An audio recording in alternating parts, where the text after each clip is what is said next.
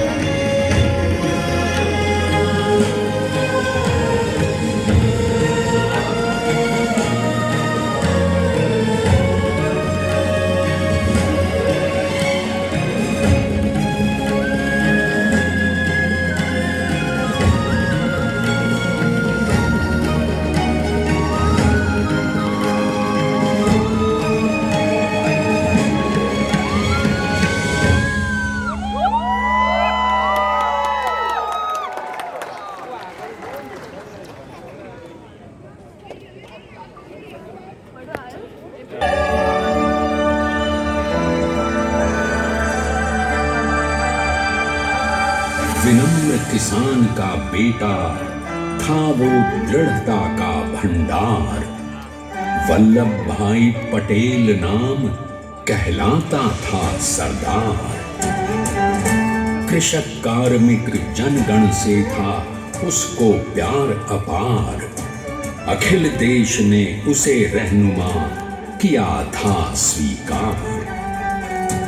गांधी बापू का शिष्य, सत्य अहिंसा का अवतार, किंतु एक भारत करने को धर लेता हथियार। लौह पुरुष संबोधन था वो लोहे की दीवार। तेज पुंज तुम, शक्ति पीठ तुम, बल का सागर अपरंपार। ऋणी देश का नम्र नमन तुम स्वीकारो सरदार।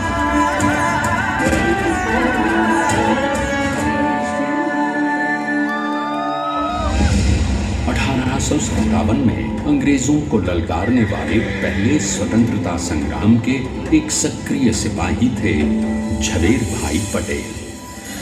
करमसद गांव के इस बहादुर देशभक्त किसान और उनकी पत्नी लाड भाई के 5 बेटों और 1 बेटी में से चौथे पुत्र थे वल्लभ भाई। बालक वल्लभ ने करमसद के बाद नडियाद से अपनी हाई स्कूल की शिक्षा पूरी की। फिर 13 साल की उम्र में उनकी शादी भी हो गई, छोटी सी झवेर बाई से। 2 बच्चों, बेटी मणि बहन और बेटे डाया भाई को जन्म देने के बाद झवेर बाई असमय ही चल बसी। सदी बदलने और 20वीं सदी आने पर उनका जीवन भी एक चमत्कार की तरह बदला। प्लीडर का इम्तिहान पास करके वो वकालत करने लगे। पहले गोधरा, फिर आणंद और उसके बाद अहमदाबाद में। मगर जल्द ही वकालत छोड़कर वो बैरिस्टर बनने की इच्छा से इंग्लैंड चले गए। लंदन में बैरिस्ट्री में अव्वल आने और वजीफा जीतने वाले वो अनोखे भारतीय थे। अब तो अहमदाबाद की वरिष्ठ अदालत में बैरिस्टर पटेल की जिरह और जीतों की धूम मच गई।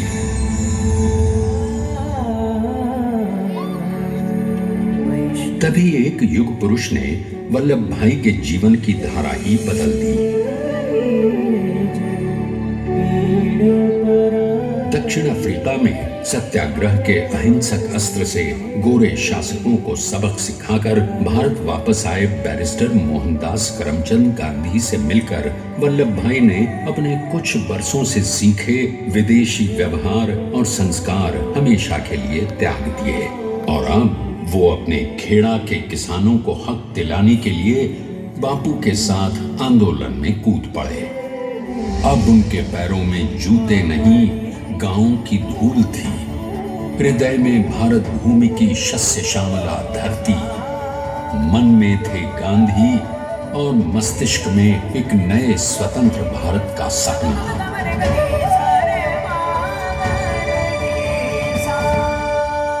तभी बारडोली के मजबूर मजलूम किसानों की यातना का समाचार उनके पास पहुंचा।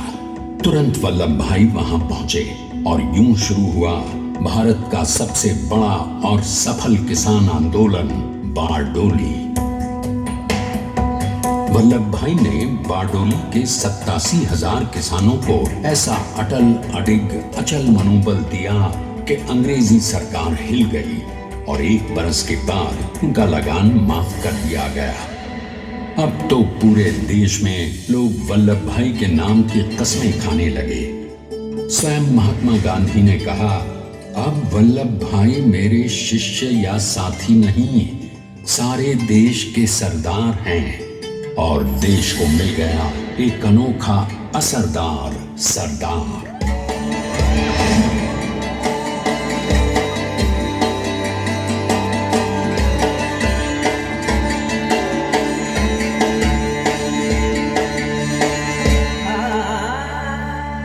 सरदार पटेल के नाम और देशभक्ति से अंग्रेज डर कर कांपने लगे। 1930 के नमक सत्याग्रह और दांडी कूच में वो बापू से भी पहले गिरफ्तार किए गए। तो सन 1932 में फिर उन्हें बापू के साथ ही जेल में 2 सालों के लिए डाल दिया गया। मगर आजादी के दीवानों को, स्वतंत्रता के परवानों को कौन गिरफ्तार कर पाया है। जेल से छूटते ही सरदार को कांग्रेस के नए राष्ट्राध्यक्ष पद पर चुना गया और उनकी सरपरस्ती में राष्ट्रवादी भारतीयों ने तमाम ब्रिटिश सूबों में जीत हासिल कर वहां अपनी स्थानिक सरकारें बनाई। किंतु सरदार का सपना केवल सरकार बनाना नहीं था, उनका स्वप्न तो था एक ऐसे नए भारत का जहां हर रंग, हर रूप, हर जात, मजहब, तबके का हिंदुस्तानी एक साथ मिलकर एक ऐसा नया भारत बना सके जहां पूर्ण स्वराज के साथ सारे समाज को गरीबी, अशिक्षा, छुआछूत से भी आजादी मिल जाए। इसकी पहली रणनीति थी भारत को अंग्रेजों की गुलामी से आजादी, ताकि भारत के लोगों की अपनी सरकार सबके साथ और सबके विकास के लिए काम कर सके। बापू की अगुवाई में अब देश ने अंग्रेजों को अंतिम चेतावनी दे दी, करेंगे या मरेंगे, क्विट इंडिया, अंग्रेजों भारत छोड़ो। बस फिर क्या था, संघर्ष की रणभेरी बजी। 3 सालों के लिए सरदार पटेल को भी सत्याग्रही नेताओं के साथ जेल में ठूंस दिया गया। 2 सालों के बाद अंग्रेजों को बापू के सभी शिष्यों और साथियों को छोड़ना पड़ा।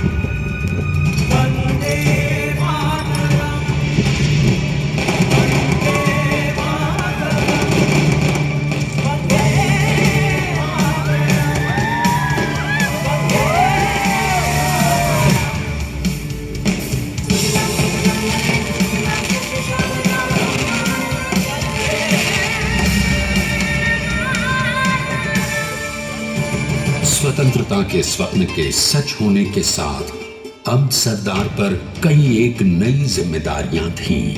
आने वाली आजादी की तैयारी और एक नए भारत के लिए नए लोकतांत्रिक संविधान की संरचना।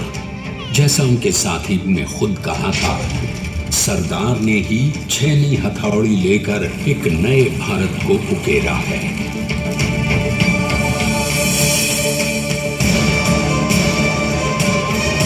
स्वाधीनता तो प्राप्त हुई, लेकिन खंडित भारत में भी उठते विभाजनवादी अंधकार को अभी दूर करना था। जब देश के खंड खंड होने का भय उत्पन्न होने लगा तो सरदार ने निर्भय होकर खुद अपनी केंद्र सरकार और साथियों को भी चुनौती दे डाली और जम्मू कश्मीर को बचाने के लिए सारे देश का आकाश वायुयानों से भर गया।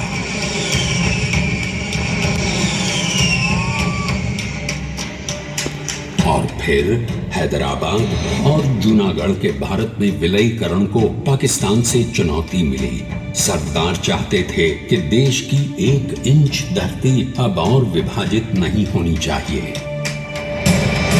नए भारत को एक करने के लिए समझा बुझाकर मना कर 565 रियासतों को सरदार ने अपनी सूझबूझ सदाशयता संबल से एक नए स्वतंत्र भारत का अभिन्न अंग बना लिया। हमारे इतिहास में अखंड भारत के पुरुषार्थ का ये एक महानतम अध्याय है। जैसा उन्होंने स्वयं कहा था, हमें नए धागों को पुराने ताने बाने में ऐसे पिरोना है कि एक दूसरे में गुंथ जाएं और बेहतरीन बनावट वाला एक नया भारत उभर कर सामने आ सके। अंततः अपने वज्र दृढ़ संकल्प से एक नया विराट विशाल एक भारत श्रेष्ठ भारत बनाकर दिखा ही दिया सरदार ने। संसार के सबसे बड़े प्रजातंत्र के शिल्पी को प्रणाम करने के लिए देश ने बनाया है ये समर्थ स्मारक। स्वाधीन भारत को समर्थ भारत में बदलने वाले सरदार पटेल को समर्पित प्रेरणा तीर्थ भी है। प्रधानमंत्री श्री नरेंद्र मोदी के नेतृत्व में बनी विश्व की इस विशालतम प्रतिमा के सामने आकर सारी दुनिया जैसे स्वयं ही नतमस्तक हो जाती है।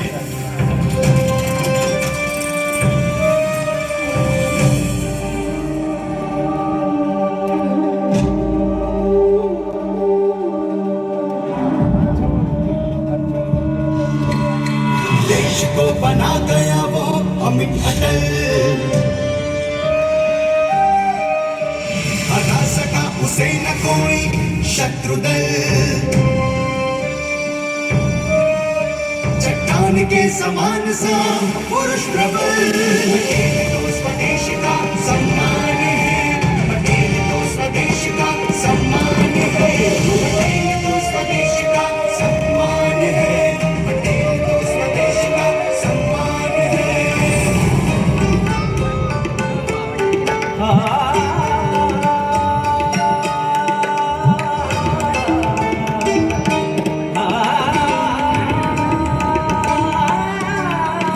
ऊंचाइयां आकाश को छुए हुए,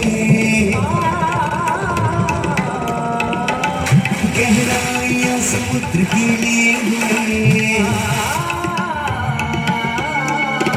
कदम अधिक जमीन पर जमे हुए।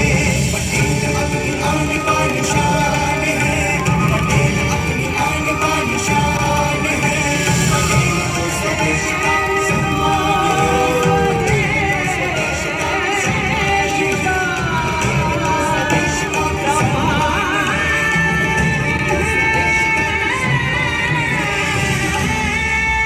आइए अब देखते हैं कि अपने लौह पुरुष को श्रद्धांजलि देती 182 मीटर ऊंची विश्व की सबसे विशालकाय प्रतिमा का निर्माण कैसे हुआ।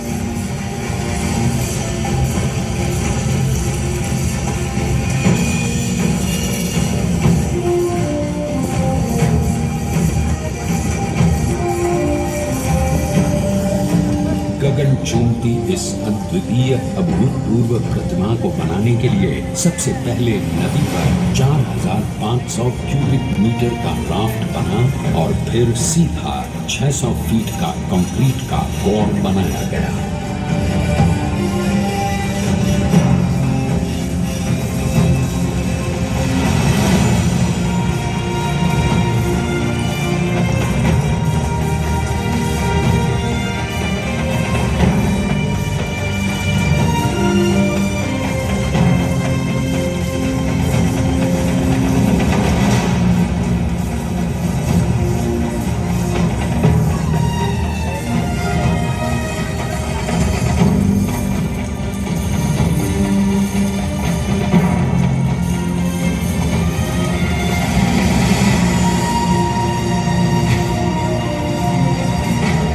इस कंक्रीट कोर के साथ लगाया गया स्टील का फ्रेमवर्क।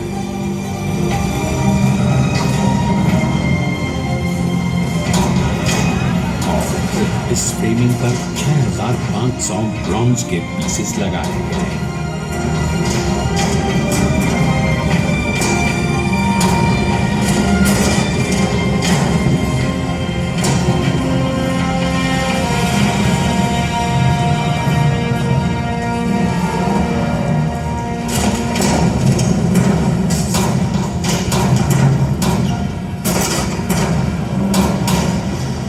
सोचिए कि 182 मीटर ऊंचे इस भव्याति भव्य स्मारक के निर्माण में कितना सामान और मेहनत लगी होगी।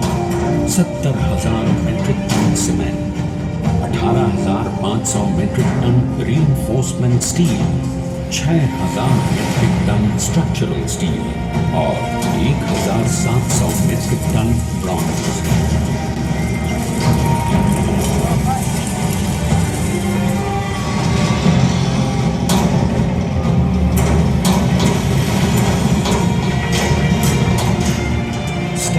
यूनिटी आज एक वर्ल्ड आइकॉन है और इसे मुमकिन बनाने में एक सेकंड भी ब्रेक लिए बिना देश भर की टीम्स ने 24/7 काम किया। 250 से ज्यादा इंजीनियर्स, 4,500 से ज्यादा स्किल फोर्स और कई लाख मानव। हम गर्व से कह सकते हैं कि कुल मिलाकर स्टैच्यू ऑफ यूनिटी के निर्माण में 95% माल सामान, मजदूर, इंजीनियर्स और एक्सपर्ट्स थे भारतीय। जानते हैं कि 182 मीटर ऊंची इस भव्य प्रतिमा को बनाने में कितना समय लगा। डिजाइन के लिए 12 महीने और निर्माण के लिए 34 महीने, यानी कुल मिलाकर केवल 46 महीने।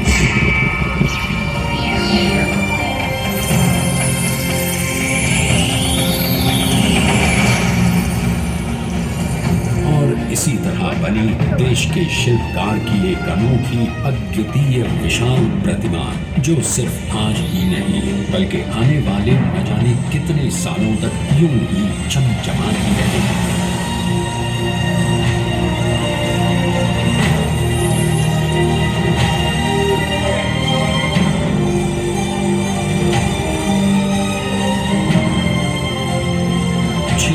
महीनों तक लगातार बिना रुके एकजुट होकर न जाने कितनों ने परिश्रम किया और उनका साथ दिया भारत की 125 करोड़ जनता ने। और तभी मुमकिन हो पाया एक ऐतिहासिक निर्माण जो आज कहलाता है भारत की नई पहचान। स्टैच्यू ऑफ यूनिटी, विश्व की सबसे ऊंची प्रतिमा। सरदार ने अपनी गंभीरता, शालीनता और दूरदर्शिता से भारत को संगठित करने के असंभव कार्य को संभव कर दिखाया। आइए आज हम सब उन्हीं की महिमा में विश्व के सामने एक उदाहरण रखें, क्योंकि ये ही भारत को श्रेष्ठता के मार्ग पर ले जाएगा। हमारा कर्तव्य ये है कि हमें निश्चय कर लेना चाहिए कि हमें हिंदुस्तान में जितने लोग हैं सबको मिल के भाई भाई की तरह के रहना है। स्टैच्यू ऑफ यूनिटी एकता की प्रतिमा और श्रेष्ठता का प्रतिबिंब है। एक पहल है इस अखंड भारत को श्रेष्ठ भारत बनाने के सपने को पूरा करने के लिए। एक पुकार है हम सबको एकजुट होने के लिए। एक आंदोलन है भारत को सबसे आगे ले जाने के लिए, श्रेष्ठ बनाने के लिए। आपके योगदान और विश्वास से ही बनेगा एक भारत श्रेष्ठ भारत।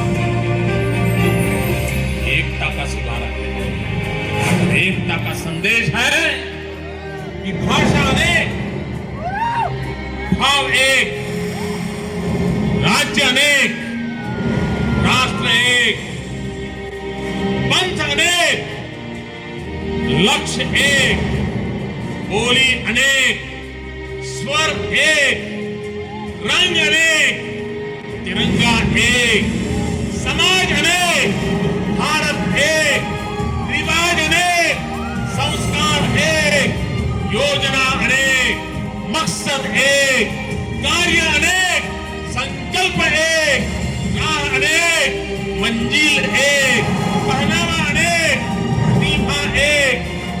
चेहरे अनेक, मुस्कान एक। ये एकता का संदेश लेकर के हम चले। और भाइयों बहनों, ये भारत की विशेषता है, विविधता में एकता। यही भारत की विशेषता है।